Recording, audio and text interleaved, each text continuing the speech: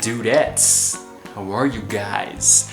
This is Chazzy and welcome back to Cinema Chazzy, and I'm doing this little slow timey Matthew Santoro-esque intro because today I'm going to be talking about something very scary, at least in my opinion. Okay, today I'm going to be reviewing one of my most favorite horror movies of all freaking time, quite possibly my actual favorite of all time, The Conjuring, and directed by the legendary James Wan, released back in 2013, based on the terrifying tale of a family and their haunted farmhouse in Rhode Island in 1971. I'm pretty sure you guys know at this point what The Conjuring is, I think a lot of you have seen it, and even if you're not a fan of horror movies, you have definitely heard of it, whatever it's called in your country. Now, the thing with The Conjuring is that it's one of those timeless and classic horror movies, at least in my opinion, because of the sheer fact that it's just so realistic, It is a movie that is so grounded in realism, actually all of them. By the way, this is the start of a series here on Cinema Chazzy. I'm going to be reviewing all of the movies in chronological order, so starting with The Conjuring, then later 2 and 3, because I'm actually going to watch the third one, it's going to be really cool. I'm really excited for it. I've managed to avoid spoilers up until this point, and later the other spin-off movies as well. I've already talked about the Nun in the past, but the point is, guys, that I am going to be reviewing all of them because I really like them, and because I've been doing Cinema Chazzy in a different way now, a different format, I think it's really good to give you guys better videos, the kind that you deserve, so that's one of the reasons that I'm actually trying to get these reviews out. And also I'm going to try to review all 3 main Conjuring movies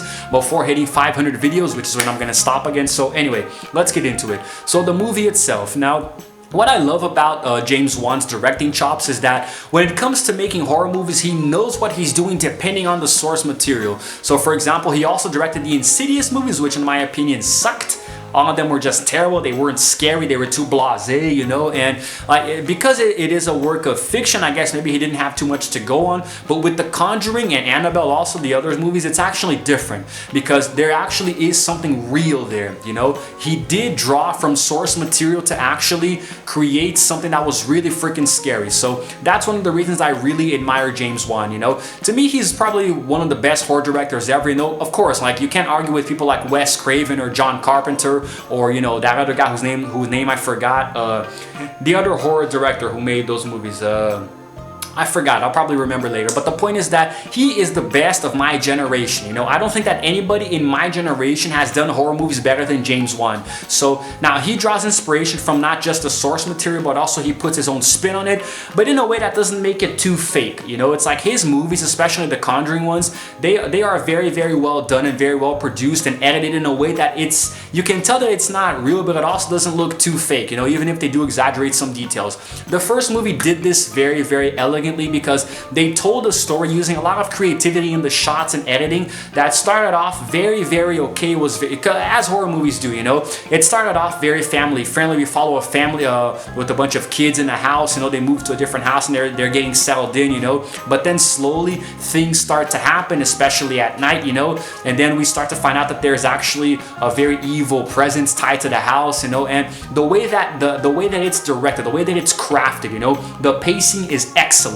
The pacing to me in that movie is just perfect. One of the best things about it, nothing is ever too rushed or never too slow, And even in the scenes where it's not made to be scary, you still feel the tension. Like when they go to the basement for the first time, it's like you see the basement, man. There's like one freaking light bulb in the center room. It's all dusty and dirty and abandoned and silent. You just know that stuff is gonna go down there later. Clap. I'm gonna get you now. I can hear you breathing.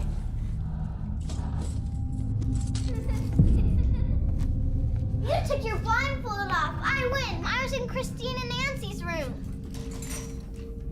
Another thing that I really like a lot is the cast, I think that Vera Farmiga and Patrick Wilson as Ed and Lorraine Warren, the real-life paranormal explorers, they were really well cast in those roles, It was really cool. It made perfect sense because to me, they just fit like a glove. And everybody else too, even the little girls who played the children, Everybody was very well cast. And there are a few moments in the movie, where the very first time that stuff starts happening is when one of the daughters is having her foot pushed by an entity that we don't see, And at first she thinks it's her sister, but then it starts to pull a little stronger on another night. So then we actually see that there's something a little bit more malicious going on here, you know?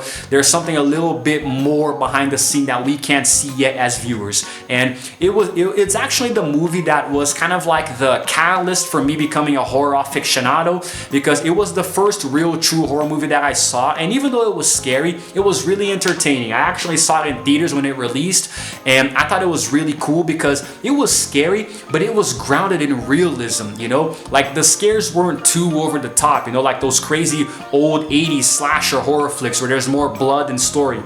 So I think that the movie was very well done in a way that served me as somebody who wasn't too big of a fan of horror and who eventually grew to love it, you know? And I think that the first Conjuring movie played really well on our expectations, because there were a few cliches, like you could kind of tell when a jump scare was coming, and even so, it scared you. You know, it scared you like hell because it was so well done. The tension was built to such an amazing crescendo that it was really awesome. And the story goes that there's a witch called Bathsheba who had a problem with people taking her land. So, you know, there were so many years before this family of people taking their own lives because the witch possessed them to do so, you know, and now she was doing the same thing to the family. So she wanted to try to drive them out, you know, and this is actually based on the Perron family in real life, so there is a basis on reality. And of course they tweaked the details a little bit. There was even a little bit of controversy there, but at the same time, some of the family members said that it was actually a very accurate depiction, you know, of what the family went through. So, and then as the movie goes on, they bring in the paranormal investigators, Ed and Lorraine Warren, and then they stay for a little while at the house and try to figure things out, you know. But before they did, it was really terrifying. Even the dog Sadie died, man. That was just sad. I really don't like it when pets die, and the dog from the get-go didn't even want to go into the house because the poor thing knew that there was something wrong. So she just stayed outside. She would bark, you know, and the family would just ignore her until one day they come across her corpse, which was really freaking sad. I really didn't want the dog to die. That was just uncalled for, man. Girls, it's way past your bedtime.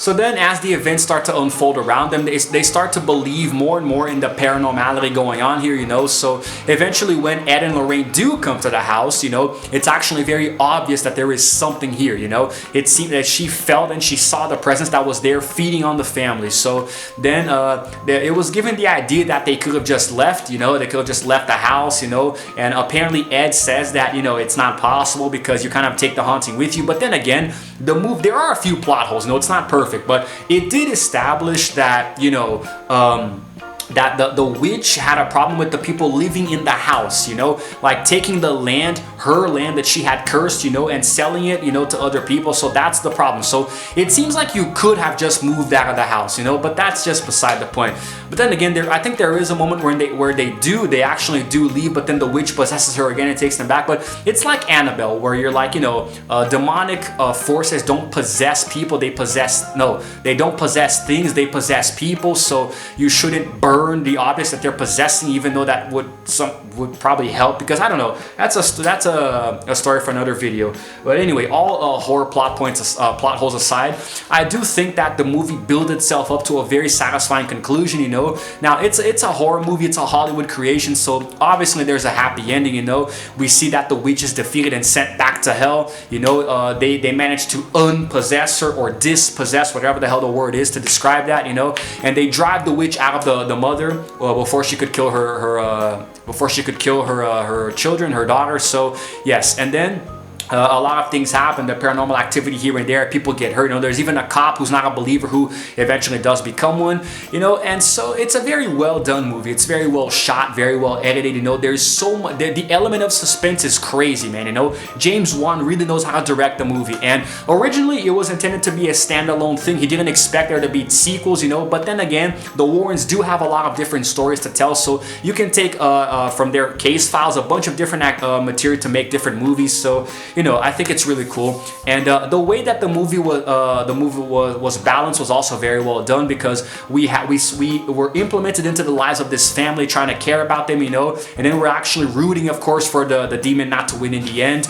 And eventually, you know, everything is okay. But I do think they move out of the house at one point, or maybe they stay there for a while. But the people who were actually living in the house in real life, they started to suffer a little. They've been living there since 1987, I think, or something like that. And when the movie came out, their house unfortunately became a tourist attraction, so people would go there to vandalize. You know, it's actually really freaking annoying. I don't know why you would live in a house that is already known to be haunted, you know, but that's not here to judge, man. Everybody, you guys do what you want to do. But I sure as hell, but I won't even go near that house, you know. But I think that the story that was told is even better when you, because I watched the movie for the first time thinking it was just a movie, until we got to the end and saw that it was actually based on a true story. So I went down this rabbit hole of researching, you know, talking more about with my friends, you know, and also discovering Ed and Lorraine Warren, their work, you know. And then later I was really pumped when they announced the sequel. So there was a whole domino effect, you know, of me getting really excited after watching the first Conjuring movie. And I think I actually saw it more than once in the movie theater. You know, I think I went with a friend of mine for like comic relief, you know, because watching a horror movie with a buddy is really good, because you guys can laugh at each other, you know, laugh at each other being scared. So it makes it a little better, you know, a little more bearable, let's say.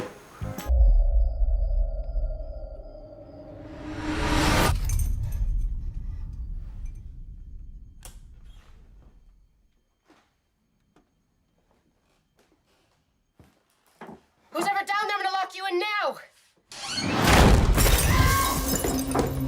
Now, the first Conjuring movie lays out a few ground rules for the series that we would come to know later, you know, like for example, the Annabelle doll, who later went on to have a few spin-offs of her own, you know. So, and she ties back into the Conjuring movie. I actually recorded a video recently talking about the real Annabelle doll, a very interesting one if you guys want to go check it out. I put in some spooky photos there for y'all, you know, and all that stuff. So now today, the Conjuring mythology, it's a franchise, you know, so there's a whole lore. It's like Paranormal Activity when it branched out, you know, and there were so many different movies. There were spin-offs, there was The Nun, there was The Curse of La Llorona, which wasn't too good, but I still liked it, you know, because like when you compare it to the other movies, it's a little lackluster, but I still liked it because it's part of the Conjuring universe. Now I guess they're gonna make The Crooked Man, they're gonna make one of just Valak the demon from the Conjuring 2, you know, so they have a lot of stories to tell, you know, and I'm always excited to see what new ones they're going to tell, you know. I've seen all of the movies up until this point, you know, and I've reviewed quite a few of them.